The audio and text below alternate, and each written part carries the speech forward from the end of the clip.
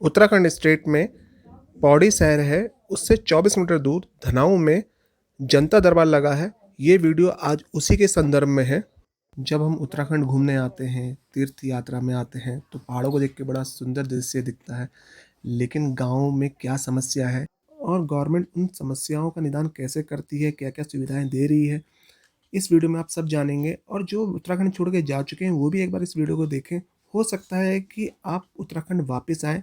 Video शुरू करते हैं। साहब श्री भट्ट जी उद्यान विभाग से कोठियाल सर और मनरेगा से श्री आर्य जी और समस्त अन्य विभागों से सभी अधिकारियों का स्वागत और अभिनंदन। आज का जो हमारा जो बैठक है उसमें सरकार जनता के द्वार है, जिसमें आपकी समस्याएं हमारे से सुनी जाएंगी। जो भी आपकी समस्याएं होंगी, सर आए हुए हैं, सर आपकी समस्याओं का निराकरण करेंगे और आपकी जो समस्याएं हैं वो एक जेन्युइन तरीके से जो है सरकार तक पहुंचाई जाएंगी। और हम लोगों की एक शिकायत होती है कि हमारी बातें सुनी नहीं जाती, लेकिन ये गलत है। आपकी शिकायतें, आपकी हर चीज़ें सुनी जाती हैं, तभी सरकार आपको सुविधाएं देती है। चाहे आपका पेंशन वाले प्रकरण हो, चाहे आपकी कोई भी समस्या हो जो आपसे रोजी रोटी से लेके आपके सर्वांगीण विकास के लिए हैं। तो इस कार्रवाई को हम इसी क्रम में आगे बढ़ाएंगे। उसमें मैं अध्यक्ष जी से निवेदन करूंगा कि आप 2 शब्द बताएं और अपनी ग्राम सभा के बारे में भी हमें बताएं, क्योंकि सर के लिए भी ये ग्राम सभा नहीं है, सारे अधिकारियों के लिए ग्राम सभा नहीं है। तो मैं अध्यक्ष जी से ये भी अनुरोध करूंगा कि आप अपनी ग्राम सभा के बारे में बताएं कि हमारे पास कितने लोग हैं, कितने जॉब कार्ड हमारे यहाँ हैं, या जो लोग हैं हमारे, उनकी क्या क्या मुख्य समस्याएं हैं, और फिर हम आगे इस क्रम में बढ़ाते रहेंगे। तो मैं मंच सौंपना चाहूँगा अध्यक्ष जी को।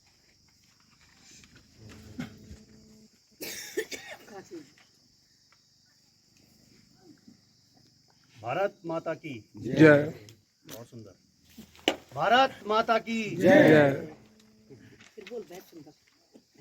आज परम सौभाग्य ग्राम सभा धनाव व इस ग्राम सभा के सभी सम्मानित सदस्यगण, आज पहली बार सरकार जनता के द्वार कार्यक्रम के तहत सभी जिला स्तरीय अधिकारी ग्राम सभा में पहुंचे हैं। मैं उनका तहे दिल से हार्दिक अभिनंदन और स्वागत करता हूं, और साथ ही उम्मीद भी करता हूं कि जो भी छोटी मोटी यहां से जो समस्याएं होंगी वो एक दिवसीय अंदर के अंतराल में वो हल भी होंगी। और सभी से अपेक्षा करूंगा कि जो भी छोटी मोटी समस्याएं ग्राम सभा की या ग्राम सभा वासियों की ओर से वो जरूर अवगत कराएंगे। हमारे बीच में आज पहली बार इस ग्राम सभा में पधारे उप वन संरक्षक गढ़वाल वन प्रभाग मुकेश जी, उनके साथ क्षेत्रीय वन अधिकारी महोदय और समस्त अधिकारीगण जिला स्तरीय के जो भी यहाँ पे हमारे साथ उपस्थित हैं। मान्यवर, ये दूरस्थ क्षेत्र है ग्राम सभा धनाऊ, और विकास खंड का 24 किलोमीटर दूर में ये एक क्षेत्र है जो इंटीरियर क्षेत्र है, जहाँ पे आज तक मैं इससे पहले सरपंच था। यहाँ पे भौगोलिक परिस्थिति क्या रही है, आज भी ज्यों की त्यों वही बनी हुई है। कुछ विकास के कार्य हम लोग करना चाह रहे हैं, उसमें 100% सहयोग हमारा मनरेगा का रहता ही है। राज्य वित्त हो गया, अन्य विभागों से भी हम लेने की कोशिश करते हैं, वो भी हमें कुछ ना कुछ इस गांव के लिए कुछ करना चाह रहे हैं, पर प्रॉपर वो चीज़ नहीं पहुंच पाती है जो चीज़ आनी चाहिए हम लोगों तक, या उस गांव के लास्ट अंतिम छोर पे जो अंत्योदय व्यक्ति है उस तक पहुंचने की जो एक उम्मीद रखे होते हैं वो नहीं पहुंच पाती है। तो आपके माध्यम से उन अधिकारियों को भी मैं इस चीज़ को भी अवगत कराना चाहता हूँ। आज भी हमको 21 साल हो जाएंगे परसों, और 9 नवंबर को, तब भी हमारा यही स्थिति रहेगी कि हमारा उत्तराखंड बनने के बाद यहाँ पंचायत भवन तक नहीं है हमारे ग्राम सभा। मुझे बने हुए 2 साल, उसमें से 1 साल हमारा कोविड ने खा दिया। जोयल जी को पता है कि हम कैसे जूझे यहाँ पे। जो कुछ अभी क्षेत्र में विकास हुआ है, मैं तो मनरेगा को और राज्य वित्त को धन्यवाद दूंगा कि इनके बदौलत आज ग्राम सभा में एक नया पत्थर पौड़ी से चल के यहाँ पहुँचा है। और उसी के चलते आज हमारी ग्राम सभा में थोड़ा सा, मैं नहीं कहूँगा कि संपूर्ण विकास हो चुका है, थोड़ा सा विकास हुआ है। बस सहयोग प्रत्येक विभाग से चाहिए होगा कि अगर हम कुछ काम कर रहे हैं तो आपके विभाग से भी सहयोग चाहिए होगा। एक ही हाथ से जब कहते हैं कि ताली नहीं बजती, उसके लिए दोनों हाथ नमस्कार के लिए होने चाहिए, तभी जाके विकास होगा। तो मेरी छोटी मोटी जो भी समस्या होंगी मान्यवर, उस पर ध्यान देके त्वरित गति से उस पर जो भी आप आवश्यक कार्रवाई के लिए उचित दिशा निर्देश अधिकारियों को देंगे, वो मैं चाहूँगा कि बहुत जल्दी उसमें यहाँ पे कार्य भी होंगे। मैं साथ ही धन्यवाद देना चाहता हूँ यहाँ पे हमारे जुयाल जी का, मैडम जी का, जिनके माध्यम से ये ग्राम सभा संपूर्ण वैक्सीनेशन मुक्त हो जाएगी आने वाले कुछ दिन में, और ये विकासखंड का पहला गाँव होगा। जुयाल जी को मैं कई बार उनसे लड़ता भी हूँ कि यहाँ पे वैक्सीनेशन का करवाई, जबकि होता नहीं है शेड्यूल में, वो उनको भी पता है, मैडम को भी पता है। मैं धन्यवाद करना चाहूँगा पूरी ग्राम सभा का, और आप भी श्रीमान जी भौगोलिक उत्तराखंड के ही हैं, तो आपको भी पता है कि ये महीना क्या होता है, कि हमारे खेतीबाड़ी का होता है। ऊपर से आज करवा चौथ का व्रत भी है, तो महिलाएँ ज़्यादातर उपस्थित नहीं हो सकी, और आपका भी एक आदेश था कि हमने संडे को इस चीज़ को रखना है, क्योंकि आपके भी हम आगे जब भी कोई चौपाल होगी उस पर भव्यता कार्यक्रम करेंगे, और उम्मीद करूंगा कि प्रत्येक विभाग इसमें जो भी दिशा निर्देश दिए हम उन पे अपनी आख्या देंगे ग्राम सभा वासी, और उस पर कार्रवाई होगी। इसी के लिए संपूर्ण और सभी का एक बार फिर से दिल की गहराई से स्वागत, हार्दिक अभिनंदन ग्राम सभा धनाव में। धन्यवाद। में हम आगे अपनी कार्रवाई को आगे करेंगे, और सर की तरफ से कुछ सवाल जवाब आपसे पूछे जाएंगे, उसका आपसे जवाब अपेक्षित रहेगा।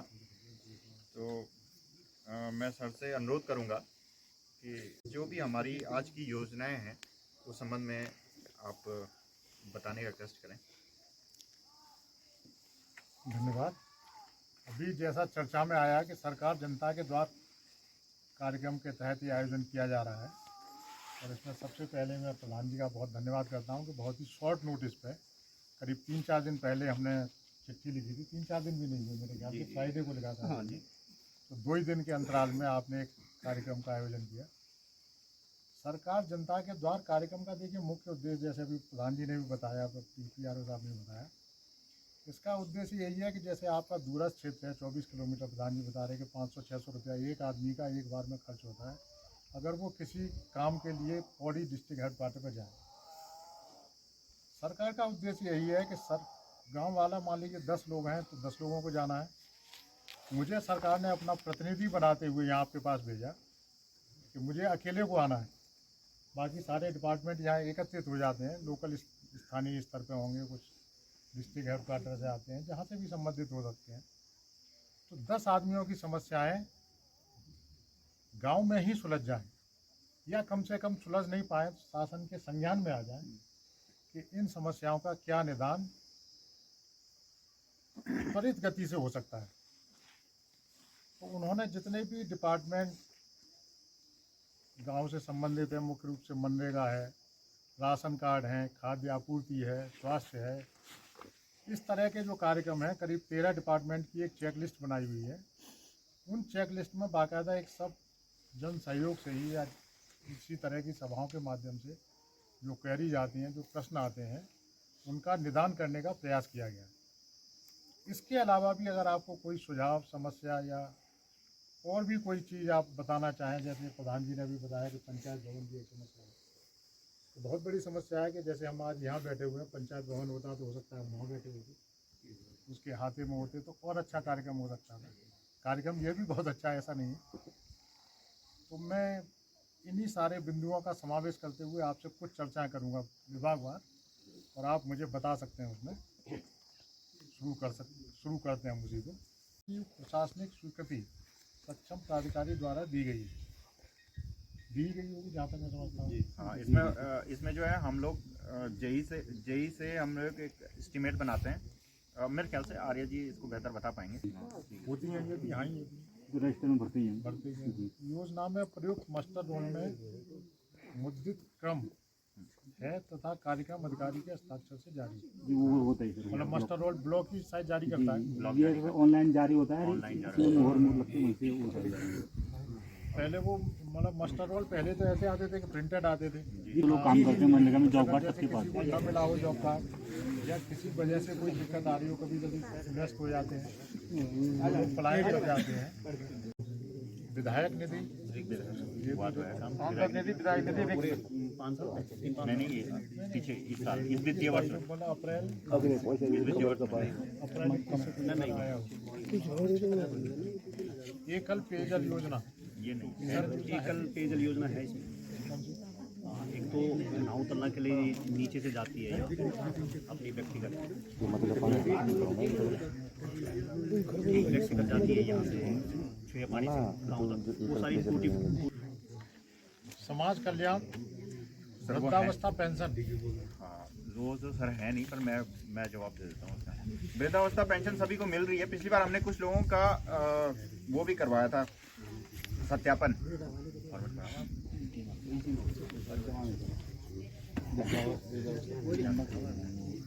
तो वृद्धावस्था पेंशन सभी को मिल रही है मेरे ख्याल से। किसी की रुकी हुई है पेंशन तो वो बता दें आज ही। पेंशन दादी अभी लगी तुम्हारी पेंशन अभी तो लगी अब अगले महीने बटी आली। हाँ तुरंत नहीं मिलती, एक महीने में एक महीने का सर। अभी हमारे पास सर 3 तरह के कार्ड बनते हैं, एक राष्ट्रीय खाद्य सुरक्षा, एक राज्य खाद्य सुरक्षा और एक अंत्योदय। तो जो बीपीएल है वो राष्ट्रीय खाद्य सुरक्षा के अंदर आता है। तो बीपीएल सब खत्म हो गए सर। बीपीएल को यही लिख दो, राष्ट्रीय खाद्य सुरक्षा हाँ, के राष्ट्रीय। अंतर्गत अच्छा दे देंगे। जी जी राष्ट्रीय खाद्य सुरक्षा के अंतर्गत रसोई गैस सुविधा। नहीं तो सर रसोई गैस में अभी 11 परिवारों को नए प्रधानमंत्री उज्ज्वला योजना में चयनित है ये अभी, तो इनको अभी मिले नहीं 11 परिवार। रसोई गैस में 11 परिवार प्रधानमंत्री आवास उज्ज्वला योजना में चयनित किए गए हैं, लेकिन अभी मिले नहीं गैस नहीं मिली है। 11 परिवार 11 परिवार उज्ज्वला योजना लिख लो, प्रधानमंत्री उज्ज्वला योजना में चयनित किए गए हैं, लेकिन अभी गैस सुविधा नहीं उपलब्ध कराई गई। ग्राम में पेयजल सुविधा की स्थिति, सर ये तो पानी कैसे आता है? पानी ग्रेविटी वाटर है सर यहाँ पे, पंपिंग नहीं। ये तो राम मंदिर वाला मुद्दा है, पानी का अभी उठेंगे। धनाऊ तला पानी आता है आपके यहाँ? पानी नहीं है भाई हमारे यहाँ। पानी की बहुत योजना है कि नहीं है कोई? अकेले घर में 300 मीटर चढ़ाई चढ़ के पानी लाना पड़ता है, 5 लीटर ले गया तो वो भी लड़कों को सर वो योजना इन्होंने वही बात है जो हमने नोट किया। नहीं सर वो एकल है। अब एकल का इन्होंने जो टैंक बना रखा वाटर लेवल के हिसाब से वो गाँव के ठीक 1 किलोमीटर नीचे। अब ये महिलाएं 50 रुपये का दीपा भर के अपनी ग्राम सभा के लिए तन मन धन से लगे। और मैं आपको ये भी अवगत करा दूं कि कोई भी प्रधान नहीं चाहता कि मेरे ग्राम सभा में विधिक शिविर लगे या मेरे ग्राम सभा में बौद्धिस्ट जनता दरबार लगे, क्योंकि सारी जिम्मेवारी प्रधान की होती है और तमाम व्यवस्थाओं के लिए बहुत बड़ा संघर्ष करना पड़ता है। लेकिन जिस आदमी की मंशा बहुत आगे तक जाने की होगी तो वो हर चीज़ के लिए हर अधिकारी को हर जितने भी सरकार की योजनाएं अपने ग्राम सभा में आमंत्रित करेगा।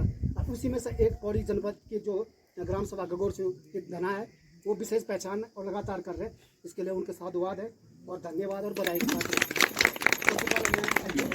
डीएफओ साहब मुकेश कुमार जी का पहली बार मेरे वैसे डीएम साहब की जो बैठक होती है उसमें मुलाकात होती है, पर आमने सामने पहली बार हो रही, तो मैं उनका भी यहाँ पे जो आज इस बौद्धिस्ट शिविर के नेतृत्व कर रहे हैं, मैं ग्राम सभा धना की तरफ से भी और विधि प्राधिकरण की तरफ से भी उनका धन्यवाद करूँगा।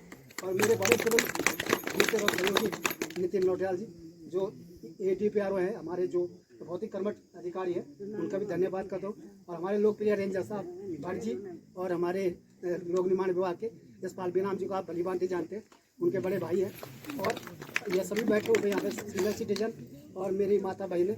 और सबसे पहले बात तो जो कमल भाई है वो मेरे लिए प्रधान नहीं, वो मेरा छोटा भाई है। जैसा मेरा सुभाष छोटा भाई है वैसे मेरा कमल भाई भी है। और मेरा जो है मेरा तो धना से मतलब भी है कि मेरी मौसी मेरा तो यहाँ आना जाना, तो ये बात अलग है कि मैं अब समय नहीं दे पाता हूँ। और जो मेरा व्यस्तता कार्यक्रम है मुझे तो लग रहा है कि विधायक भी उतना व्यस्त नहीं रहता होता जितना मैं रहता हूँ, वो कमल भाई जानता है। कल मैं 7-8 ग्राम सभा में गया, उसके बाद PWD ने JCB भेज दी। JCB क्यों भेजी? क्योंकि हमारे यहाँ DM साहब का एक प्रोग्राम है 26 तारीख को। हालांकि 26 तारीख को सतपुली में महाराज जी का एक विधि बौद्धिस्ट शिविर है, लेकिन DM साहब ने पहले हमारे यहाँ जाना है, क्योंकि अपने अपने संपर्क होते हैं। तो DM साहब ने एक आश्वासन दिया कि मैं आपकी घड़ियाल के रास्ते वहाँ जाऊँगा, तो थोड़ा हमारे एक शहीद का गाँव है सुरवल गाँव, वहाँ पे एक 24 साल का बच्चे ने देश के लिए सर्वोच्च बलिदान दिया है। तो उसके उपलक्ष्य में हमारे एक छोटा सा कार्यक्रम है, उसके परिवार वालों ने कांस्केत में एक बच्चों के लिए एक टीन सेट बनाया विद्यालय में हमारे मांग पे। तो मैं चाहता था कि उसका उद्घाटन कोई नेता न करे, जिलाधिकारी करे, और इस बात को जिलाधिकारी ने स्वीकार ले, क्योंकि शहीदों के कार्यक्रम में किसी नेता को बुलाओ और घोषणा कर दे और न करे तो शहीद का अपमान है। इसलिए हम लोग जो चाहते हैं कि शहीदों के कार्यक्रमों में जनप्रतिनिधि को बजाय अधिकारियों को बुलाया जाए और सैनिकों को बुलाया जाए, तो सैनिकों उनका मान बढ़ेगा और उनका मनोबल भी बढ़ेगा। तो मशीन के साथ भी गया, मैंने रोड भी खुलाई 5 बजे तक, उसके बाद में आया घर। तो उसके बाद हम लोगों को समाचार भी भेजने पड़ते हैं, तमाम चैनल भी हम लोग काम करते हैं। तो जीवन इतना व्यस्तता है, लेकिन ठीक है, जितना आदमी व्यस्त रहेगा उतना आदमी को सीखेगा और काम भी करेगा। तो मैं आप लोगों का धन्यवाद करता हूँ कि आप रविवार के लिए भी, क्योंकि एक दिन तो छुट्टी का होता है अधिकारी का, और उसके बाद भी अधिकारी अगर रविवार को टाइम दे रहे हैं तो बहुत बड़ी संघर्ष है, बहुत बड़ी मतलब योगदान है। क्योंकि हर अधिकारी का मन में ये रहता है कि आज मैंने अपने बच्चों के पास घर में रहना था, कोई देहरादून जाता अधिकारी, अधिकतर लोग बाहर ही रहते हैं। लेकिन उसके बावजूद भी कमल भाई का आग्रह पे और जो प्रोटोकॉल बना होगा यहाँ पे इसका बौद्धिक शिविर का, उसके अनुसार सारे जितने भी मैं पढ़ रहा हूँ उसमें सारे अधिकारी प्रतिनिधित्व कर रहे हैं, चाहे रॉ सभी होगा, चाहे लोक निर्माण हो, जल सिंचाई हो, लघु सिंचाई हो, चाहे भूमि संरक्षण हो, सब यहाँ पहुँचे। और वन विभाग इस जो है इस बौद्धिक का अध्यक्षता कर रहा है। तो इसके लिए मैं धन्यवाद करूँगा कमल भाई को कि बहुत कुछ सीखने को मिलेगा और सुनने को मिलेगा। और उसी के बीच जो हमारे जिला विधिक प्राधिकरण है, हम लोग जो है कि गांव-गांव जाते हैं और हम मेरे जैसे मैं PLB हूँ, पैरालीगल वॉलंटियर बोलते हैं, ऐसे 50 साल लड़के हैं और महिलाएं भी है। लेकिन कोरोना के दौरान हम लोगों ने जो है कि डोर टू डोर नहीं किया ज़्यादा, और उसके बाद हमारी जो बैठक होती है, मासिक बैठक हमारी होती है जिला में, और सचिव साहब हमारी बैठक लेते हैं। कभी कभी हमारे जो अध्यक्ष हैं जज साहब, DJ साहब, वो भी हमारी बैठक लेते हैं और हमारे कामों के जो है अपडेट करते हैं। तो जब हम महीने में गाँव में जाते हैं, लोगों की समस्या सुनते हैं, तो 1 महीने के अंदर हम उसका जवाब भी देते हैं, निस्तारण भी करते हैं। और हमारे यहाँ समाज कल्याण, बाल विकास, ज़्यादातर हमारी जो समस्या होती है समाज कल्याण की होती है। अगर समाज कल्याण में किसी की पेंशन नहीं आ रही, क्यों नहीं आ रही, क्यों नहीं लगी, पटवारी जी ने आयु प्रमाण पत्र जो उसका शासन आदेश है उसके अनुसार बनाया नहीं बनाया, तो वो सारा हम लोग कराते हैं। उसके अलावा बाल विकास में आजकल तमाम योजना है, महालक्ष्मी योजना है, गौरव कन्या धन योजना है, नंदा कन्या धन योजना है, प्रधानमंत्री की एक हॉबी नई योजना का लॉन्च हुआ है, वो किट कौन सी है, लक्ष्मी किट, वो सारी योजना है। तो इनको भी हम लोग दिलाते हैं, संचालन करने में हम सहयोग करते हैं। और बाल विकास में अभी तक बहुत सारी योजना है। फिर अभी आपने देखा कि बालिकाओं का जो 50,000 है गौरव कन्या धन, इसमें भी लंबी हमने लड़ाई लड़ी है, और खासकर मैं तो लगा रहा हूँ। और मैं धन्यवाद भी करूँगा कुछ कांग्रेस के विधायकों का, जिन्होंने इसको सदन में उठाया था मामला। और 2017 में जो है बहुत सारे गरीब लड़कियों ने 12वीं पास किया और उनको पैसा नहीं मिला, क्योंकि पहले से पैसा मिलता आ रहा 50,000 रुपये। लेकिन 17 में क्या हुआ, सरकार चेंज हो गई, सरकार ने अपना जो है वो शासन आदेश चेंज कर दिया। तो सरकार ने क्या किया कि बालिकाओं को प्रोत्साहन करने के लिए उस योजना को तब्दील कर दिया, उसको मतलब किस्तों में कर दिया, ताकि कोई भी उसको देखकर बच्चे को, बालिका को स्कूल में पढ़ाने का प्रेरित करेगा कि उसको शुरू में ही 8 में जो उसको 5,000 मिलेंगे, 10वीं में 5,000 मिलेंगे, 12वीं में 5,000, तो उसकी FD बनती रहेगी। तो वो मतलब एक पैकेज बनता जाएगा उसका धनराशि का, 10,000 रुपये उसको अलग से मिलने नंदा देवी धन से। तो इसलिए सरकार ने वो योजना चली। लेकिन फिर बाद में क्या हुआ कि विरोध होने लग गया, जिनको पहले 50,000 मिला, अब उन्होंने कहा हमको तो 5,000 मिला, हमें क्या फायदा हुआ, तो उसमें विरोध आवास हुआ। फिर उसके बाद शासन आदेश चेंज हो गया, पहले समाज कल्याण इसको देखता था, फिर बाल विकास में चला। तो 17 में क्या हुआ कि किसी को नहीं मिला। तो 17 के मतलब बहुत सारे जहाँ भी जाते थे जनप्रतिनिधि, तो बालिकाएं भी, उनके अभिभावक भी बोलते थे भाई हमने क्या बिगाड़ा, हमारे लड़कियों को क्यों नहीं मिला पैसे। तो अभी धामी सरकार ने स्वीकृत कर दिया 2017 के लिए धनराशि, लेकिन अभी सब उसमें कन्फ्यूजन में है कि धनराशि कितनी मिलेगी। अब मैं आपको बता दूँ सिर्फ 5,000 मिलने, क्योंकि जो जियो है वो 2017-18 में 5,000 का है। उसके बाद 19 में जो हमारी इसके जो मंत्री है बाल विकास रेखा आर्या जी, उन्होंने फिर इसको चेंज कर दिया था।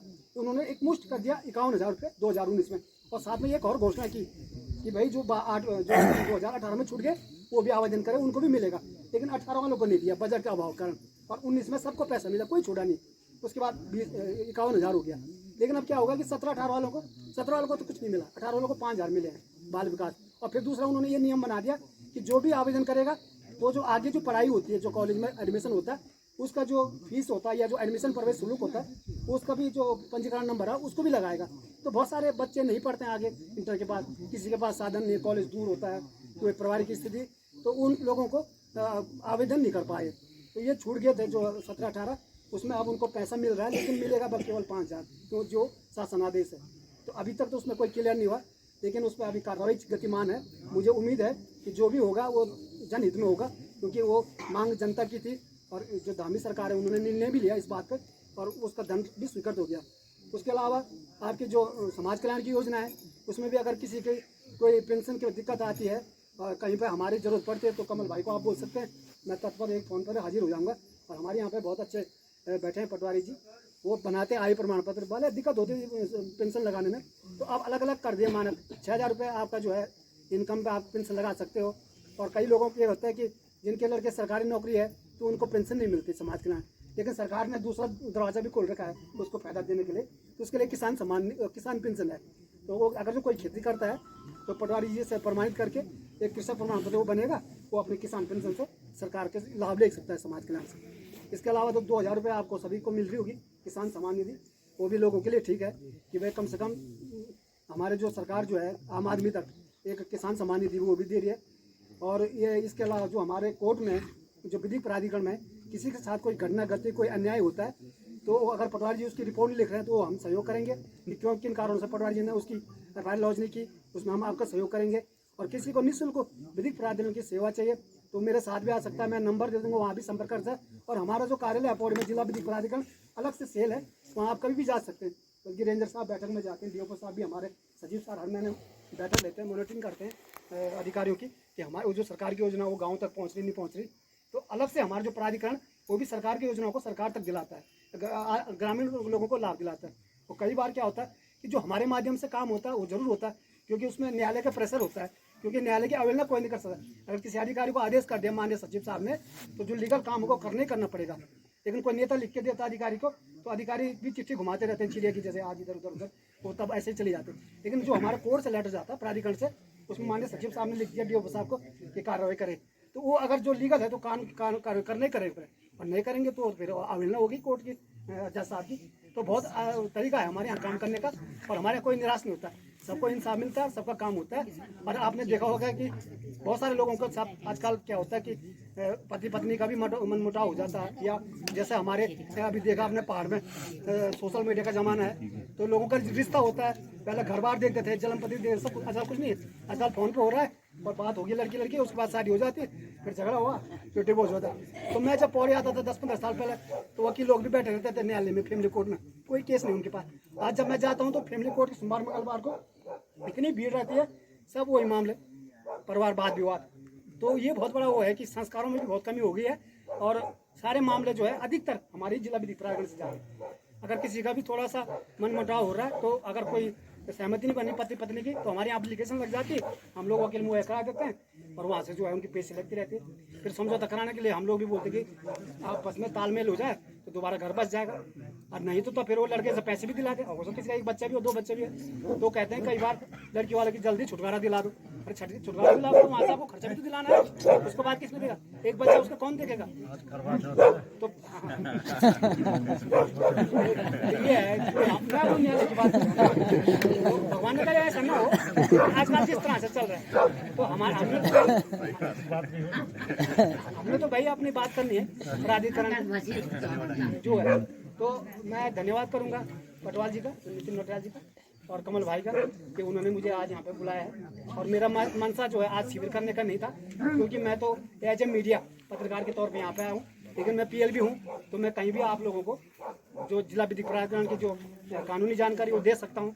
तो मैंने उन्होंने नोटियाल जी ने एग्री किया, इसलिए मैंने जो है तो हमारे यहाँ पे तो खुलकर बोलना पड़ता है, क्योंकि इलीगल एक्ट वो है उसमें चाहे किसी को बुरा लगे कुछ लगे। तो मैं आपका धन्यवाद करता हूँ अगर आपको मेरे शब्दों में थोड़ा वो लगा हो तो, लेकिन मैं वो जो भी बोलता हूँ सामने बोलता हूँ और यही मेरी शैली है। धन्यवाद। वन्य जीवों की बहुत ज़्यादा समस्या सामने आ रही है, विशेष रूप से आप जो मानव के केस में है, मानव वन्यजीव संघर्ष जिसे कहते हैं, उसमें तो लेपर्ड का प्रकरण है सबसे ज़्यादा, दूसरे नंबर पे भालू है। भालू यहाँ नहीं है इस क्षेत्र में, भालू की समस्याएं उधर पैठानी और हमारे दमदेवल साइड में है। यहाँ विशेष रूप से लेपर्ड की समस्या है। हाँ, जैसे बाघ कहते हैं, कोई बाघ कोई वो गुलदार है असल में, बाघ दूसरी चीज़ होती है, लेकिन हम स्थानीय भाषा में इसे बाघ ही बोलते हैं। तो बाघ के बारे में देखिए, हम सभी जानते हैं कि ये ऐसा जानवर है जो बहुत चालाक किस्म का होता है। चालाक मतलब आदमी मार्ग से, रोड से चला जा रहा है, अपने घर को जा रहा है या जंगल से निकल रहा है, और बगल में वो इस तरीके से छुप के बैठ जाता है कि आपको नज़र भी नहीं आएगा, और उसकी कोई गतिविधि आपको ऐसी नहीं लगेगी कि यहाँ मेरे अलावा कोई ऐसी चीज़ है जो मुझे नुकसान पहुँचा सकती है। तो बाघ को छुपने के लिए जो सबसे आदर्श चीज़ है वो झाड़ियाँ। जितनी झाड़ी होंगी बाघ को छुपने के लिए उतनी ज़्यादा जगह मिलेगी। तो हमारा वन विभाग के होने के नाते सबसे आग्रह यही रहता है, चाहे वो गांव की समस्या हो, चाहे वो जंगल की समस्या हो, कि झाड़ियों की सफाई उतनी दूरी तक कम से कम कर लें जितनी दूरी तक आपकी अपने घर से नज़र जाती है। तो घर से हमारी नज़र ज़्यादा से ज़्यादा 50-100 मीटर तक ही जा पाती है, उससे दूर हमारी नज़र नहीं जाती।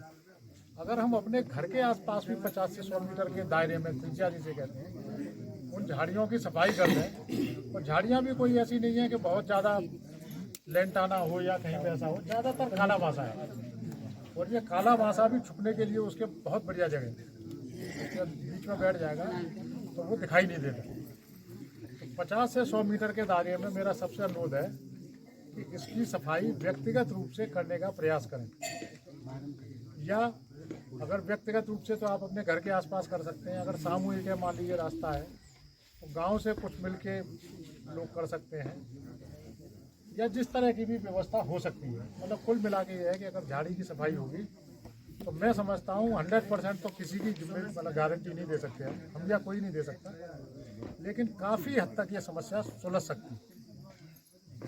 दूसरे, हमारा आने जाने का जो रहता है गुलदार के साथ सबसे बड़ी दिक्कत होती है, जो उसका आवागमन का पीरियड है वो सूर्यास्त के 2 घंटे इधर और 2 घंटे उधर। मान लीजिए सूर्यास्त 7 बजे हो रहा है, तो उसकी गतिविधि 5 बजे से लेकर 7 बजे तक और 7 बजे से लेकर 9 बजे तक, माने 4 घंटे।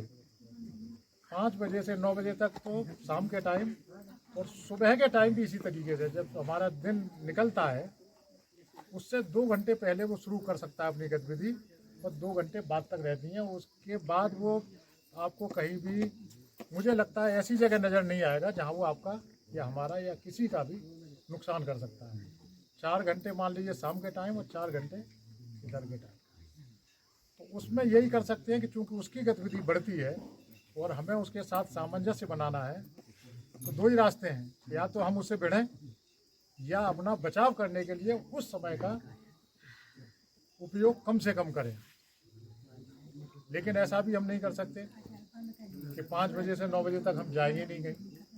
अगर मान लीजिए कोई इमरजेंसी हो जाती है, हमें जाना भी पड़ता है, उस केस में अकेले न जाएं।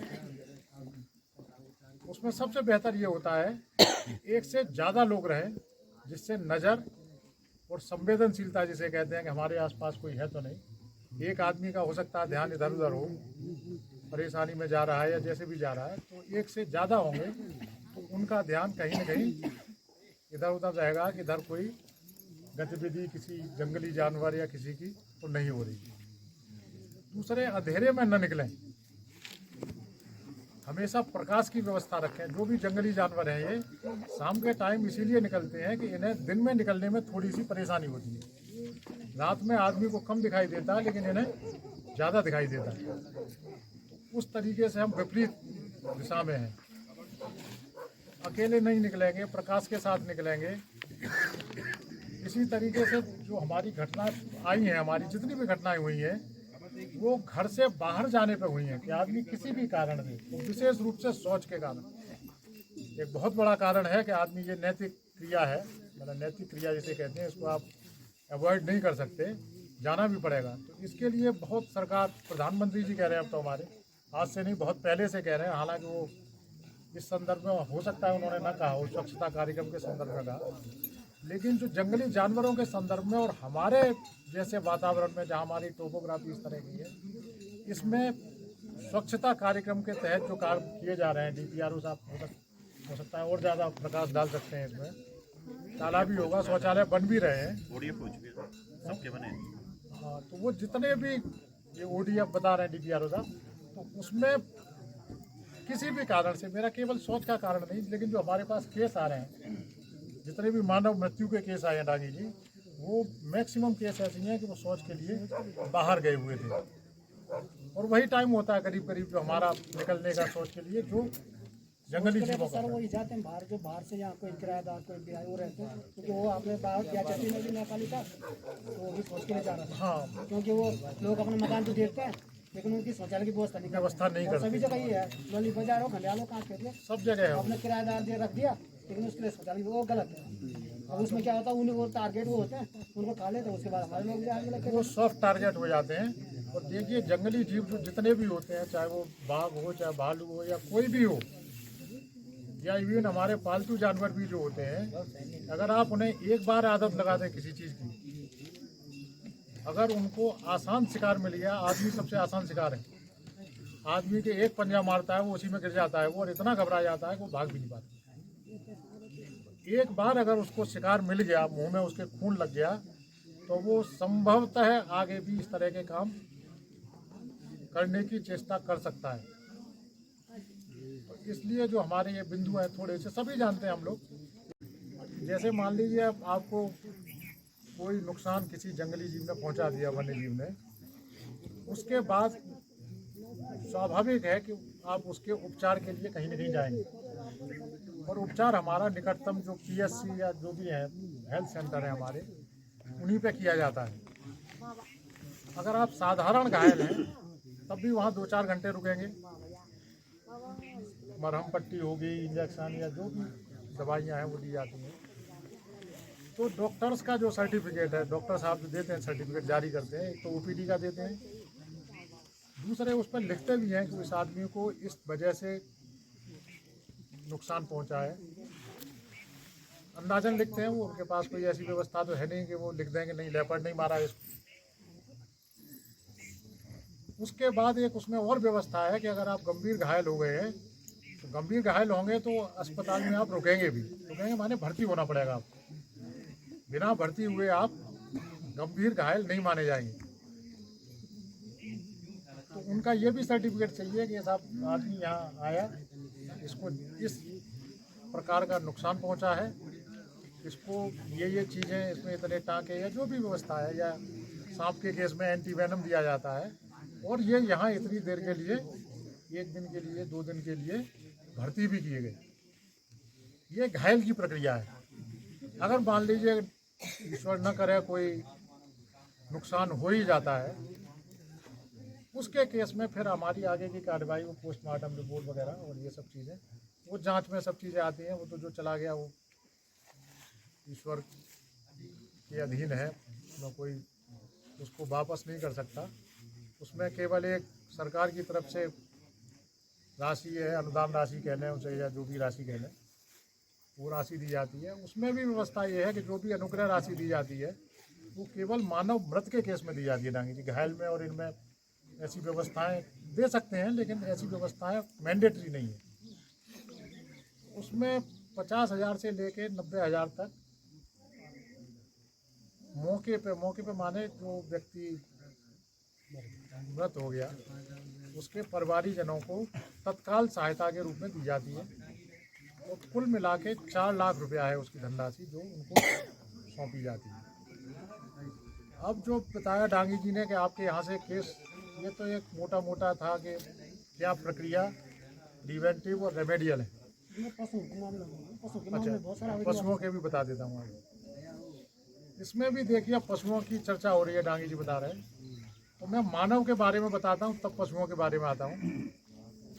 मानव के जो केस हैं, मेरे पास बहुत सारे ऐसे फोटोग्राफ हैं जो आदमी 30,000 रुपये लेने के लिए, 50,000, गंभीर घायल में 50,000 है, 50,000 रुपये लेने के लिए अपने शरीर को नुकसान अपने आप पहुंचाने का प्रयास करता है। ऐसे मैं आपको फोटोग्राफ डांगी जी दिखा सकता हूँ। मतलब उसने, जब हम सभी जानते हैं कुत्ता भी काटता है तो उसके दांतों से काटता है। उसके दांत इस तरीके से बनाए ईश्वर ने कि 2 दांत इधर, 2 दांत नीचे, 2 दांत ऊपर बड़े होते हैं, और उनका ही निशान आता है ज़्यादातर। छोटे दांतों का निशान नहीं आता है, ये हम सभी जानते हैं, छोटी सी चीज़ है। बाघ जो है इतना बड़ा जानवर है कि अगर वो काटेगा तो वो ऐसे नहीं काटेगा जैसे हम चाकू से काटते हैं, वो काटेगा तो उसके काटने के निशान भी आएंगे। और कोई भी आदमी देख के बता सकता है कि ये बाघ ने मारा है, या बाघ ने काटा है, या बाघ ने नुकसान पहुंचाया है। जो चाकू से निशान आएगा वो चीरे जैसा निशान आता है। तो ऐसे लोगों ने भी प्रयास किया है कि ये साहब, और अच्छा उसमें बदनामी वन विभाग की होती है। वो इस तरीके से प्रचारित करते हैं कि साहब शाम के टाइम ये घटना हो गई, जिसको किसी ने तो देखा ही होगा, अगर बाघ ने मारा तो किसी ने सुना भी होगा, देखा होगा, तो वो सब चीज़ें नहीं आती। और वो आदमी ज़्यादातर पीठ पर निशान बना रहे हैं आजकल। इस क्षेत्र में नहीं है, अब मैं बता रहा हूँ तो सुन के ऐसा करें भी नहीं।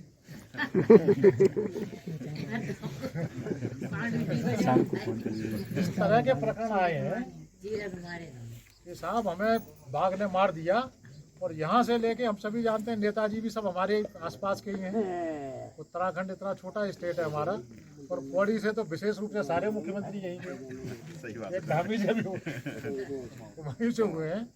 तो जब मुख्यमंत्री तक अप्रोच है जिस आदमी की, वो सीधा मुख्यमंत्री को फ़ोन करता है कि मुझे बाघ ने काट लिया, और वन विभाग जो है देखिए मुझे देखने भी नहीं आया। वन विभाग की भी देखिए अपनी एक सीमा है। हमारे पास गिनती के आदमी हैं और क्षेत्र पूरा है, उस आदमी को पहुंचने में भी समय लग जाता है। रोड पे है तो जल्दी पहुंच जाएगा कुछ साधन लेके, अगर रोड से थोड़ा दूर है तो और ज़्यादा टाइम लग जाएगा। चलिए वन विभाग का तो जो भी होता है, लेकिन कम से कम पैसे के लिए अपने शरीर को नुकसान न पहुंचाए। ये मानव का है मामला। जब मनुष्य अपने लिए ऐसा कर सकता है तो जानवर के लिए क्या नहीं कर सकता है, अभी आप सोच सकते हैं। जानवर हमारा बहुत बार गिरने से भी मर जाता है। पहाड़ में किसी ने भगा दिया, दौड़ा दिया, वो नहीं संभल पाया और वो नीचे गिर जाता है, स्वाभाविक मृत्यु उसकी हो जाती है। अगर वन्य जीव ने मारा है तो वन्य जीव का मारने का और अप्राकृतिक रूप से मारने का, मतलब जो आदमी निशान बना देता है, उनके भी लोगों ने यंत्र बना रखे हैं जिसको मरने के बाद, जानवर के मरने के बाद उस पर वो निशान बनाते हैं। गाय को हम माता मानते हैं, हम सभी हिंदू धर्मी हैं, और हम सभी, मेरे ख्याल से कोई नहीं ऐसा आदमी होगा जो गाय की सेवा करना न चाहता हो अगर उसकी अप्रोच में है। लेकिन मरी हुई गाय के प्रति भी इतनी असंवेदना हो गई है हम लोगों की, केवल पैसे के लिए। क्योंकि मानव पशु क्षति में 30,000 रुपया है गाय का, ये पहले 15,000 था। अब ये सरकारी अधिकारी होने के नाते मुझे कहना चाहिए या नहीं कहना चाहिए, हमारी गाय की कीमत ज़्यादा से ज़्यादा 10,000 है जो हम लोग पालते हैं। 5,000 10,000 है, दादी आप बताएं। 5,000 से 10,000 कीमत है। अब सरकार ने उसकी जो अनुग्रह राशि है या जो क्षति राशि है वो 30,000 कर दी है। तो उसके लालच में वो आदमी किसी भी हद तक चला जाता है कि 10,000 की गाय भले ही मर जाए, लेकिन मुझे 30,000 रुपये मिल जाते। तो जैसा मैंने अभी बताया था कि आदमी अपने चाकू मार सकता है, गाय के लिए क्या नहीं कर सकता है वो आप सोच सकते हैं। तो डांगी जी का सवाल था कि आपके यहाँ से ज़्यादातर केस निरस्त होके वापस आते हैं। अब आप सोचिए कि कितने केस निरस्त होने चाहिए जानवरों के, खुद ही सोच सकते हैं आप। अब आप इतना जो मैंने आपको जानकारी दी है, इसके आधार पे आप एक अनुमान लगा सकते हैं। साथ जो चरवाहा होना चाहिए और ये प्रमाणित होना चाहिए। वो तो साथ में ही रहता है सर, नहीं रहता है, साथ में रहता है। उसके बाद भी अगर बाघ ने हमला तो करता है ये बाघ, लेकिन उसके बाद भी अगर मार देता है। नहीं, अगर देखिए चरवाहा है उसके साथ और ये प्रमाणित हो जाता है तो उसको धनराशि मिल सकती है।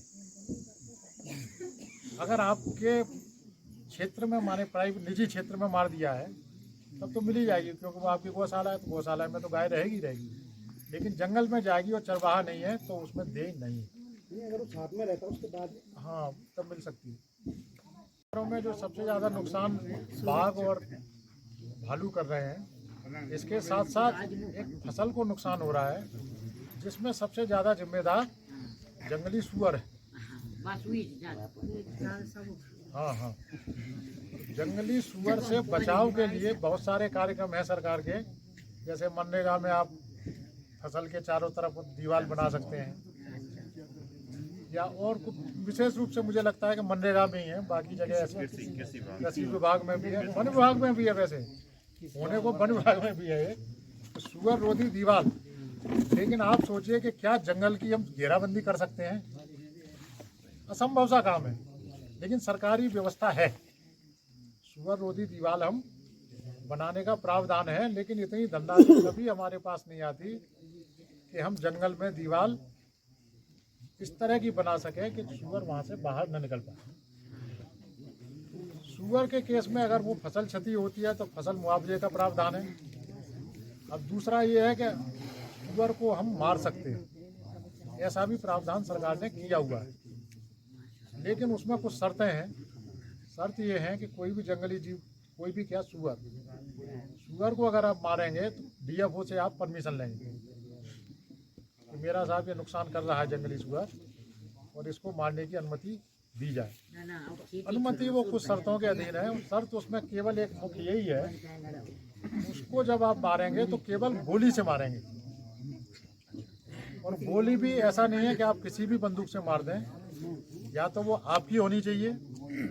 आप किसी शिकारी से मरवाते हैं तो उस शिकारी की जानकारी हमारी जानकारी में होनी चाहिए कि ये शिकारी मारेगा और इस बंदूक का विवरण ये है। ऐसा नहीं है कि आप कहीं भी मार दें, किसी से भी मरवा दें और कह दें कि ये हमारे खेत में आया था इसलिए मार दिया जाए। अगर आप बिना अनुमति के मार देंगे तो वो भी एक अपराध की श्रेणी में आता है। अगर गोली मारने के बाद वो जंगली सुअर जंगल में चला गया और वहां जाके मरा, वो भी एक अपराध है। तो इसीलिए कोई भी कृषक जो है वो घबराता है या डरता है या अनुमति नहीं लेना चाहता है कि अगर मैं सुअर को मार दूंगा और वो नहीं, यहाँ मेरे खेत में नहीं मरा, जंगल दौड़ता है। वो सुअर की स्किन इतनी मोटी होती है, नहीं कहते सुअर की खाल बहुत चमड़ी इतनी मोटी होती है वो कि उस पर गोली असर करते करते भी वो 1-2 किलोमीटर तक भाग जाता है। राइफल की गोली मार दें तो एक अलग बात है, हो सकता है वो भी सही जगह लगे, अदरवाइज वो जंगल में जा सकता है। और जंगल में चला गया तो वो फिर अपराध की श्रेणी हो गई कि किसने मारा है, ये जांच का विषय है। और जांच में अगर किसी का नाम आता है तो उनके खिलाफ जो भी प्रावधान है उनमें कार्रवाई हो सकती है। दूसरा सर मेरा एक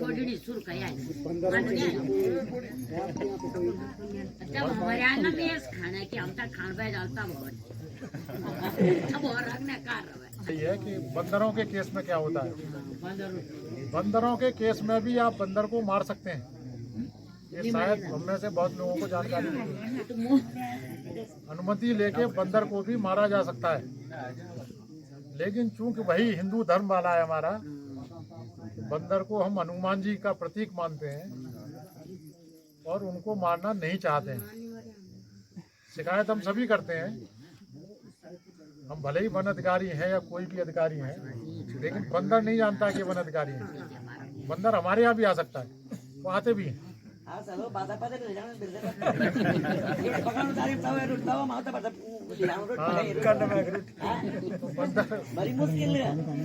तो बंदर को मारने का भी प्रावधान है, उनको भी एक एक करके हम समाधान करने का प्रयास करेंगे।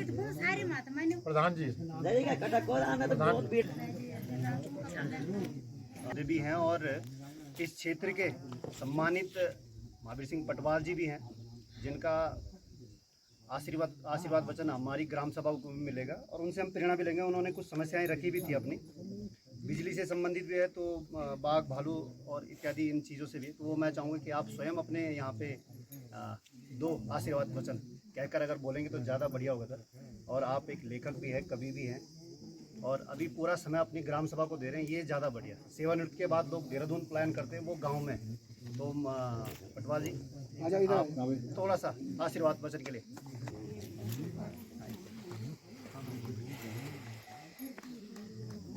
सम्मानित मंच, अधिकारीगण, कर्मचारीगण, क्षेत्र की जनता और आज के इस कार्यक्रम के आयोजक धनाव के ग्राम प्रधान और प्रधानों के भी प्रधान, पौड़ी गढ़वाल जिले प्रधान संघ के अध्यक्ष कमल जी। सौभाग्य की बात है कि आज यहाँ कार्यक्रम हो रहा था। हमारी आज धनाव आने की इच्छा थी। खबर मिली कि यहाँ जनता दरबार है। हमने कहा दरबार में हम भी पेश हो जाते हैं। मैं यहाँ की जनता से पहले ये बोलना चाहता हूँ, ये जनता का दरबार है। जनता दरबार के दो शब्द हैं, एक तो जनता और एक दरबार। किसी जमाने में राजा महाराजाओं के दरबार लगते थे, तो दरबार राजा महाराजाओं के होते थे और जनता अपनी दुखड़ा सुनाती थी, अपनी समस्या राजा के सामने रखती थी। अब राजशाही समाप्त हो गई, सरकारें आ गई हैं, स्वराज आ गया, अब जनता सर्वोपरि हो गई है। सरकार आपके द्वार पर है, आपसे पूछ रही है बार बार कि आपकी समस्याएं क्या हैं, और आप समस्याएं नहीं बता रहे हैं। आप सहमे हुए पीछे बैठे हुए हैं, घबरा रहे हैं, कुछ बोल नहीं रहे हैं। आपको दूर नहीं, यहाँ नजदीक बैठना चाहिए ताकि आप सुन सकें अच्छी तरह से कि क्या बोला जा रहा है। अगर वो कुछ बोलते हैं, आपने कुछ सुना है, उसी में से सवाल बनते हैं कि आपको क्या पूछना है, इन्होंने क्या बोला है। जैसे भाई ने कहा था अभी गाय के मारने के बारे में, इसी प्रकार आपको झिझकना नहीं है, ये आपको आकर के अपनी समस्याएं बतानी है। लेकिन मैं जानता हूं अच्छी तरह से कि आप अपनी समस्याएं यहाँ नहीं बताओगे। क्यों? आप अपनी समस्या अपने प्रधान को बता रहे होंगे, और आपके प्रधान इतने एफिशिएंट हैं, इतने कुशल कार्यकर्ता हैं कि वो सारी समस्याएं उन्होंने आपके सामने रख दी हैं, इसलिए आपको बोलने का मौका नहीं मिला। यही बात होगी। ये कमल नाम के जो व्यक्ति हैं, जैसे नाम कमल है उसी प्रकार कमल की तरह खिलते हुए हैं ये। आपको गर्व होना चाहिए कि आपके गांव ने एक ऐसा कार्यकर्ता दिया है जिसकी धाक केवल धनाव में नहीं है, अटगाई में नहीं है, पौड़ी क्षेत्र में नहीं है, बल्कि पूरे पौड़ी गढ़वाल में है, पौड़ी गढ़वाल जिले में। तभी तो प्रधानों का प्रधान बना है अगला। इसलिए इस कमल रूपी हीरे को आपने संभाल के रखना है, इसको साफ करके चमकाना है, इसको आगे बढ़ाना है। इस हीरे को, इसकी चमक आगे तक जाए। धनाव का नाम होगा, हमारा नाम होगा, उनका नाम होगा, क्षेत्र का नाम होगा। ये काम आपको करना है, ये हमारे भविष्य की धरोहर है। आपने अभी कहा था ये जिला प्रमुख और ब्लॉक प्रमुख, मैं तो कहता हूँ तो विधायक बनने लायक हैं। इनमें तो मैं विधायक की छवि देख रहा हूँ, विधायक की छवि देख रहा हूँ। इनमें काम, इनको काम करवाना भी आता है और काम करना भी आता है। ऐसे गट्स हर आदमी में नहीं होते हैं। कई प्रधान हैं जो न तो काम कर सकते हैं, न काम करवा सकते हैं, न अपनी बात को ठीक ढंग से रख सकते हैं। इनमें सारे गुण हैं। इसलिए ये जो भी कर रहे हैं, मैं समझता हूँ कि आज जितनी बैठक में जो की बात हुआ होगा, जो की बातें यहाँ पर हुई होंगी और जो समस्याएं इन्होंने रखी होंगी, निश्चित रूप से हल होंगी। ये मेरा दावा है, मेरा विश्वास है, ये निश्चित रूप से हल होंगी। और हमारे जो सरकारी अधिकारी यहाँ पर आए हैं, इसीलिए आए हैं कि जनता का हित हो, जनता के हित के लिए ही आए हैं। तो मैं तो चूंकि दूसरी ग्राम सभा का हूँ, आज यहाँ आ गया हूँ बतौर इनामी कूपन और भाई ने मुझे बोलने के लिए कह दिया है, तो मेरा अहोभाग्य कि मैं अपने क्षेत्र की समस्या भी रखूँ आपके सामने।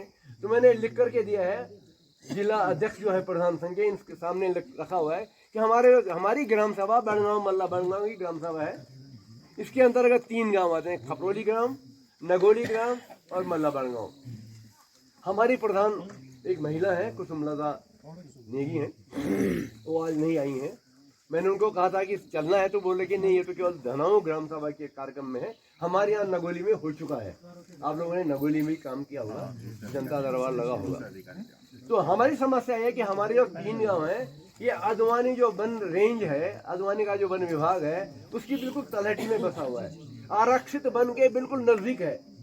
जो रिजर्व फॉरेस्ट है आपका, उसके बिल्कुल नजदीक के गांव है, तीनों के तीनों गांव। और यहाँ जंगली जानवरों का तो दिन में ही भय होता है, तो रात के अंधेरे में तो जंगली जानवर ज्यादा आजाद हो जाते हैं। और आजकल क्या है कि बिजली तो सारे गाँव में आ गई है, लेकिन गांव के लोग बिजली बचाने के लिए और बिजली का व्यवहार से बचने के लिए अपने घरों की बिजली रात को 9 बजे बंद करके सो जाते हैं और सारे गांव अंधेरे के आगोश में खो जाते हैं। और ऐसे में गांव में जब जंगली जानवर आते हैं, रात बिरात को कोई आदमी बाहर आता है, तो उस पर जंगली जानवरों के हमले का भय लगातार बना होता है।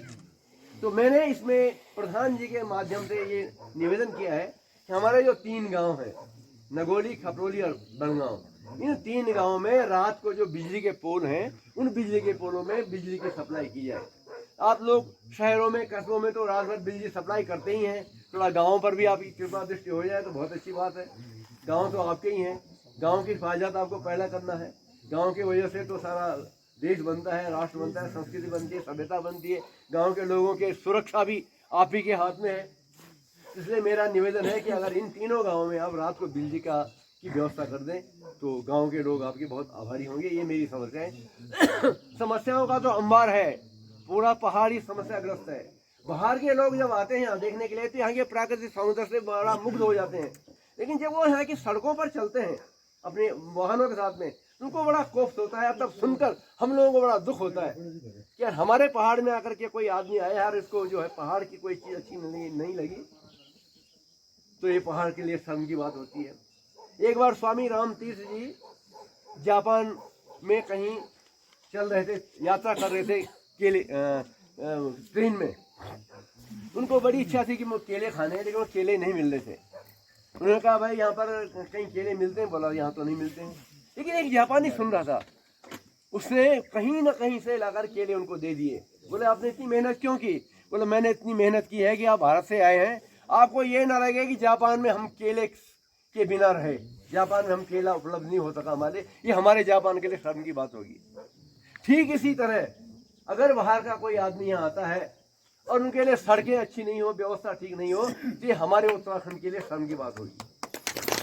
पत्रकार जी बैठे हैं, मेरी बात से सहमत होंगे। आप सिर तो हिला रहे हैं, लेकिन एक बात बताऊं आपको, आप लिखेंगे नहीं इस बात को, लिखिएगा इस बात को। दूसरी बात क्या होता है, जब विकास होता है तो साथ साथ थोड़ा बहुत विनाश तो होता ही है, पेड़ कटते हैं। लेकिन पत्रकार लोग क्या कहते हैं, विकास के नाम पर 700 पेड़ों की बलि।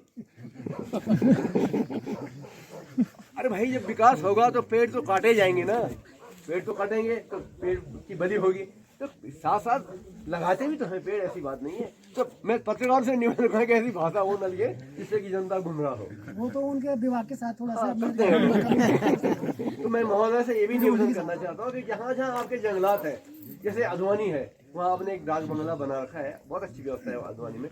ऐसे ऐसे कई जगहों आप बनाए ताकि जो है लोग पर्यटन करने के लिए लोग आए, सैलानी आए, घूमने के लिए आए, और उनको रहने की अच्छी सुविधा हो। तो कहें उत्तराखंड तो स्वर्ग है, वहाँ तब लगेगा उत्तराखंड स्वर्ग। खाली प्राकृतिक दृश्य देखने, ऊंची ऊंची हिमालय की चोटियाँ देखने से ही स्वर्ग नहीं होगा। केवल रहने, जब 4 दिन यहाँ रहेंगे और उनको सुविधाएं मिलेंगी तो तब भी पता चलेगा कि हाँ वास्तव में उत्तराखंड स्वर्ग है। तो मैं आपसे ये निवेदन करना चाहूँगा कि आप सड़कों का भी ध्यान रखिएगा। सड़क, पानी और बिजली, ये तीनों विकास के सबसे बड़े तत्व होते हैं, और ये अगर ठीक नहीं हो तो प्रदेश जो की माली हालत होती है, प्रदेश पिछड़ा हुआ होता है। तो मैं आपसे ये निवेदन करना चाहता हूँ कि अगर विकास करना है आपको और उत्तराखंड का नाम करना है, तो जो सड़कें हमारी डामर रोड नहीं है, डामर की सड़कें हैं तो खड्डे पड़े हुए, टूटी हुई कई जगह, कोई धनी धोरी नहीं, कोई सुनने वाला नहीं है।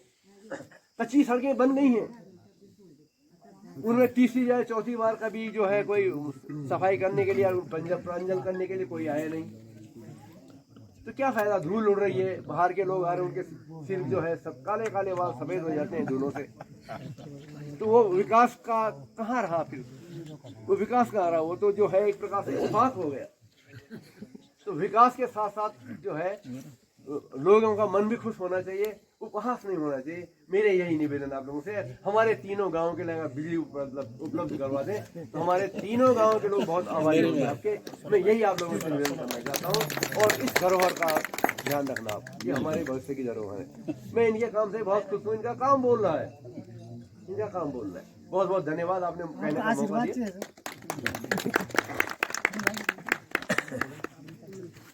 मैं मैं धन्यवाद करूँगा शिव सिंह पटवाल जी का, क्योंकि मैं अभी कमल भाई ने परिचय कराया, मैं उनको भलीभांति जानता हूँ। अभी आडवाणी में उन्होंने ढाकर का विश्लेषण किया था और मैंने सुना है कि उन्होंने अपने टाइम पे उनको ढाकर के बारे में बहुत ज्ञान है।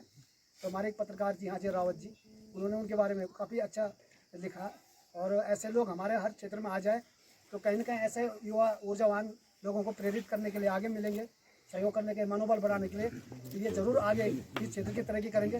प्रधानों की जो मांग आ रही थी 11 सूत्रीय मांग, उसमें वेतन को लेकर, क्योंकि आपने देखा कि सांसद और विधायक अपनी तनख्वाह तो बढ़ा देते, लेकिन प्रधानों के कई सालों से वही 1500 रुपये लगी। आज जो 3500 रुपये तनख्वाह हुई, उसमें कमल भाई का सबसे बड़ा योगदान है, कोई माने न माने। क्योंकि तीरथ सिंह रावत जी को जब कुमाऊं के जो प्रधान संगठन के अध्यक्ष है मिलने के समय नहीं मिला, और जब यहाँ से कमल भाई ने अपनी उपस्थिति दर्ज कराया देहरादून में जाके और तीरथ सिंह जी का रावत जी से टाइम लिया व्यक्तिगत संबंध से, उन प्रधान संगठन के अध्यक्ष जो कुमाऊं के हैं वो काफी, उन तो यहाँ का विधायक और वहाँ का एक प्रधान जो स्कॉर्पियो में सामने रिवॉल्वर रहती जेब में, ऐसे प्रधान संघ के अध्यक्ष हैं वहाँ कुमाऊं के बड़े बड़े दिग्गज। लेकिन कमल भाई का उन्होंने बोला कि आपने हमारी मुलाकात करानी, और कमल ने तीरथ सिंह रावत से उनको मीटिंग कराई, मुलाकात कराई, और अब जाके धामी सरकार में 3500 रुपये जो है तनख्वाह हुई प्रधानों की। तो इसमें इनका बहुत योगदान है, इसके लिए भी इनके लिए जोरदार कार्य, क्योंकि वो मांग बहुत सुनिश्चित थी, न्यायचित थी। क्योंकि 3500 में कुछ नहीं होता, प्रधान को प्रवास करने के लिए पौड़ी जाना पड़ता है, लोगों की तमाम काम करने पड़ते हैं। और बहुत सारे प्रधान करते भी हैं अपने गाँव के काम, बहुत सारे प्रधान नहीं करते होंगे, लेकिन कमल जैसे आदमी करते हैं तो उनके लिए तो 3500 कुछ भी नहीं है, 1-2 दिन में ही तेल लग जाता पौड़ी का। और आजकल अभी जनता दरबार में चाय पानी बहुत खर्चा आता है, और बाद में लोग पूछते भी है कि प्रधान करेगा व्यवस्था, प्रधान को तनख्वाह मिल रही है। अब आप लगाओ 3500 रुपये कितनी तनख्वाह है? विधायक तो एक ना आने वाला जियो नहीं हुआ ना, घोषणा हुई है, घोषणा वाले वो तो प्रयास तो किया है, तो ये प्रयास है उनका। और जैसे पटवाल जी ने कहा कि आगे उनकी लंबी पारी है, तो मुझे उम्मीद है कि इस क्षेत्र का एक दिन हम यहाँ पे कह रहे हैं जरूर नेतृत्व करेंगे बड़ी पद में। पहले वो शुरुआत कर रहे हैं, मैं तो पिछली बार प्रमुख के लिए बोल रहा था और पूरे चांस थे उनके, लेकिन उन्होंने कहा डांगी जी मैं पहले प्रधान बनूंगा, अपनी ग्राम सभा से एक अच्छा काम करते हुए एक संदेश दूंगा, फिर आगे बढ़ूंगा, और मुझे उम्मीद है कि जरूर बढ़ेंगे। पटवाल जी का बहुत बहुत धन्यवाद, और मैं आपके साथ आपके गाँव चलूँगा। डीएफओ साहब से अनुरोध करूंगा कि 2 आशीर्वाद वचन हमारे समक्ष रखें। खैर उन्होंने अपने जो भी विभाग से संबंधित जो भी बातें थी वो हमारे सामने रख दी हैं, लेकिन जो आज की पूरी बैठक का सार होगा तो मैं चाहूँगा कि आप 2 शब्दों में हमें बताने का कष्ट करें।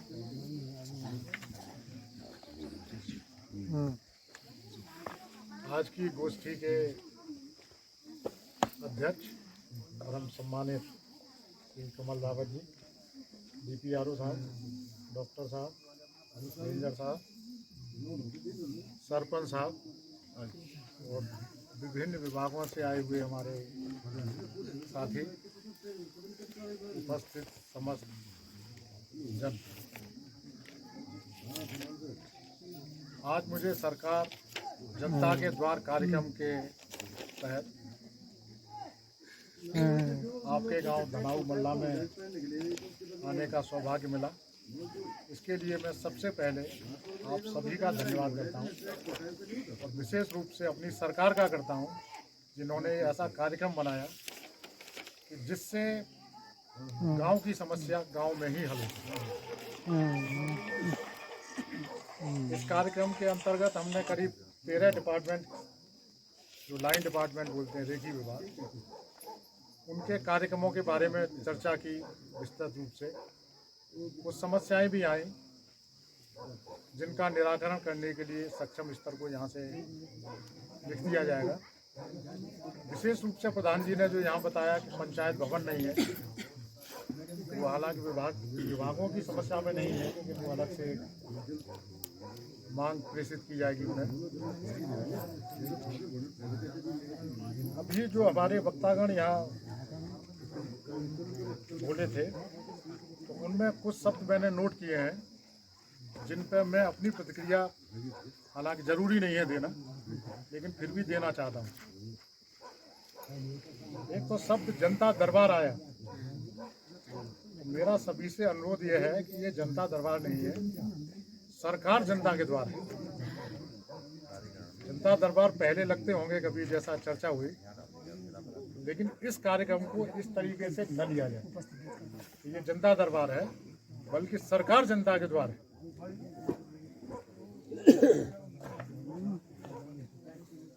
विस्तृत रूप से हमने 12 विभागों के बारे में, वन्य जीवों के बारे में चर्चा की। एक विधिक प्राधिकरण, इसके बारे में मैं फिर से दोहराना चाहता हूँ कि विधिक प्राधिकरण जो बना है ये डिस्ट्रिक्ट लेवल पर, जिला स्तर पर, ये उन सभी लोगों के लिए है जो किसी भी तरह से न्याय के लिए पिछड़ जाते हैं, या चाहे वो पैसे की वजह हो, चाहे वो आने जाने की वजह हो, किसी और तरह की अक्षमता हो, उसके द्वार जिला विधिक प्राधिकरण के सभी के लिए निःशुल्क खुले हुए हैं। आप टेलीफोन पे भी अगर उनसे बात करेंगे तो वो अपना हाथ आपकी तरफ बढ़ाएंगे। एक स्ट्रीट लाइट की बात हुई थी। स्ट्रीट लाइट के लिए विद्युत विभाग को या सोलर सिस्टम जो लगा सकते हैं उरेडा को, इनको लिखने का हम लिखेंगे, प्रयास भी किया जाएगा।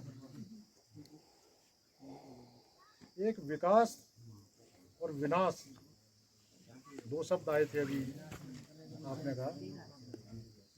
तो देखिए, जब विकास होता है तो निश्चित रूप से कहीं न कहीं विनाश भी होता है। ये कुछ ले पाने के लिए कुछ खोना पड़ता है, बड़ी पुरानी चीज़ है, हमारे बुजुर्गों ने बनाई, तो किसी न किसी अनुभव के आधार पर ही बनाई होगी। वही विकास और विनाश का है। और विकास और विनाश का एक उदाहरण मैं आपको छोटा सा चर्चा करना चाहता हूँ। देहरादून से दिल्ली तक एक रोड बन रही है, जिस पे माननीय जो हमारे मंत्री हैं रोड ट्रांसपोर्ट के, गडकरी जी, वो कह रहे हैं कि इसमें 2 घंटे में आप देहरादून से दिल्ली या दिल्ली से देहरादून आ सकते हैं, और उसमें 2200 पेड़ कटने हैं। अगर 2200 पेड़ों की, हम तो कहते हैं एक भी पेड़ नहीं कटना चाहिए, अब तो बड़े वाक्य आदमी, हम तो कहते हैं और लगाइए, लेकिन फिर भी 2200 पेड़ अगर कटते हैं कहीं, तो सरकार की व्यवस्था है कि दूने पेड़ लगवाए जाएंगे। 2200 की जगह 4400 पेड़ लगवाए जाएंगे, और उनकी मॉनिटरिंग भी की जानी होगी। माने ये नहीं है कि लगा के छोड़ दिया, उनको ये भी देखा जाएगा कि लगने के बाद कितने सफल हुए या नहीं हुए। तो वो ठीक है कि वो पेड़ कोई 10 साल का होगा, कोई 20 साल का होगा, कोई 50 साल का होगा, तो उसकी भरपाई आने वाले समय में धीरे धीरे ही हो सकती है, एकदम से नहीं हो सकती है। लेकिन उसमें भी प्रतिरोध हो रहा है। अगर आपके संज्ञान में होगा कि वो कुछ राजनीतिक कारणों से भी होता है, कुछ और भी कारण हो सकते हैं। मैं चूँकि सरकारी आदमी हूँ तो सारी चीज़ें यहाँ नहीं कह सकता हूँ मैं अपने मुंह से, लेकिन प्रतिरोध भी कई कारणों से होते हैं। सड़ रही हैं। अभी आप सबकी जानकारी में लाना चाहता हूँ कि माननीय मुख्यमंत्री जी अभी हमारे यहाँ आए थे, कब 22 तारीख को अभी, तो उन्होंने ये घोषणा की हुई है कि शायद नवंबर आखिर तक या दिसंबर तक कि सभी सड़कें हमारी गड्ढा मुक्त होंगी। लेकिन जैसा आप जानते हैं कि सभी के सीमित संसाधन हैं, होंगी ये तो अच्छी बात है, लेकिन उसके लिए संसाधन भी चाहिए। तो मैं आशा यही करूंगा कि पूरी हो जाए, गड्ढा मुक्त हो जाए। और आखिर में मैं आना चाहता हूं प्रधान जी की जो सबने तारीफ की, तो इतने कम समय में 22 में भी क्या, दिसंबर से चीज़ें आचार संहिता लग जाएगी। तो मेरी बहुत बहुत शुभकामना है कि वो विधायक बने, ईश्वर आशीर्वाद दे उनको, और सभी जनता का भी आशीर्वाद रहे, और जनता की सेवा और बृहद रूप से करना। बहुत सारी चीज़ें मैंने कही है, और मुझे खुशी भी हुई इस गांव में आके कि यहाँ के लोग मुझे इंटरैक्टिव लगे। इंटरैक्टिव माने मतलब दोनों तरफ से चर्चा हुई, और अच्छी चर्चा हुई, अच्छे माहौल में हुई। और भविष्य में भी कभी मुझे मौका मिलेगा तो मुझे खुशी होगी, या मैं किसी काम आ सकूँ इस गाँव के परिवार के माध्यम से, या किसी और कारण से। यही सब बातें कहते हुए मैं बात पूरी करता हूँ। धन्यवाद।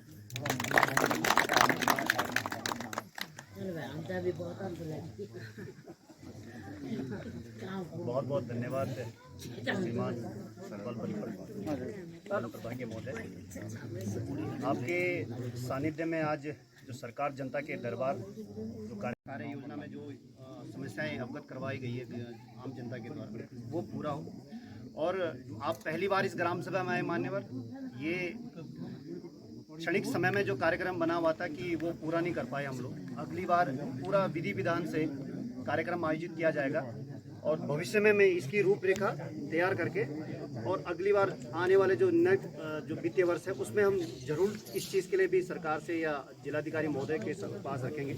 एक बार जरूर जनता दरबार होने चाहिए, क्योंकि अभी डांगी जी ने कुछ एक बात रखी थी कि वास्तव में प्रधान लोग झिझकते हैं अपने यहाँ पे अधिकारियों को बुलाने के। ग्राम प्रधान में या हम कहीं पर भी 10 कमियाँ निकालते हैं। मैं इतना आश्वासन इस ग्राम सभा को दे सकता हूं कि 100% लोगों के खाते में मनरेगा की पेमेंट होती है। 100% हमारे जो रास्ते की जो चौड़ाई और उसका जो पूरा क्रियान्वयन होता है वो पूरा है। बोर्डों पे मानव दिवस अर्जित है और मनरेगा सेल तो पूरी फोन पे है। आप कोई भी यहाँ पे बैठ के देख सकते हैं कि किसके खाते में। मान्यवर, ये मेरा पूर्ण विश्वास रहता है कि लोगों के खाते में मस्टॉल जनरेट होने के ठीक सप्ताह बाद उनके पैसे आ जाए, ये मैं विश्वास रखता हूँ। और यहाँ की पब्लिक जो काम करती है वो इसी विश्वास पे काम जुड़ती है कि वो उनको मेहनताना उस चीज़ का मिल रहा है। आप थोड़ा सा जो हमारे कृषि विभाग से जो योजनाएं रह गई थी घेर बाढ़ की, तो मैं चाहूँगा हमारे जिला योजना में रह गई थी, वो कुछ बजट के वो आएगा, पर तो हमारे विभागीय आर्थिक विभाग राज्य विकास योजना से बजट आएगा, ये प्रस्तावित है, इसका एस्टिमेट तैयार है। प्रस्तावित है उद्यान विभाग से हमारे वहाँ पे नर्सरी बहुत जनरेट हो रही है, तो अगर बीज हमें कुछ मिल सकता है तो श्रीमान जी मैं आपका भी आभार व्यक्त करूँ, क्योंकि 40,000 पौध हम यहाँ से दे रहे हैं, तो खरीदने वाले भी यहीं पे बैठे हमारे पास। स्वयं के भी मैं इससे पहले सरपंच था तो 35 हेक्टेयर में हमने घेरबाड़ करवाई थी। तो बाहर से पौध ना आए, हम महिला समूह से ही यहाँ से जनरेट करें। तो ये आश्वासन आपसे भी लेता हूँ कि बीज उपलब्ध हो और आपसे भी और सभी का स्वागत करता हूँ। और इसमें दूसरी ग्राम सभा के हमारे बीच में आ रखे हैं वयोवृद्ध ऐसे पटवाल जी और उनके साथ सहयोगी साथी, उनका भी तहे दिल से धन्यवाद आभार प्रकट व्यक्त करता हूँ। और उम्मीद करता हूँ भविष्य में भी आपका सानिध्य और आशीर्वाद यूँ ही मिलता रहे। और पुनः क्षेत्र वन अधिकारी महोदय जी का धन्यवाद ज्ञापित करता हूँ कि आपने कीमती समय में भी जो मूलभूत समस्याएं हैं, जो जिन चीज़ों पे आपने अभी कहा है वो तुरंत पूरी हो, इसी को देखते हुए। और कीमती समय आप लोगों का है, करवा चौथ का व्रत भी है, तो आप लोगों ने सबने जाना, तो बहुत बहुत धन्यवाद आप लोगों। दोस्तों, लगभग ये 3 घंटे सभा चली है और इसमें मैंने जितना इम्पोर्टेंट हो सका मैंने वो दिखाया, ताकि वीडियो बहुत ज़्यादा लंबी ना हो। आपको वीडियो कैसी लगी प्लीज़ कमेंट्स में बताएं। धन्यवाद दोस्तों।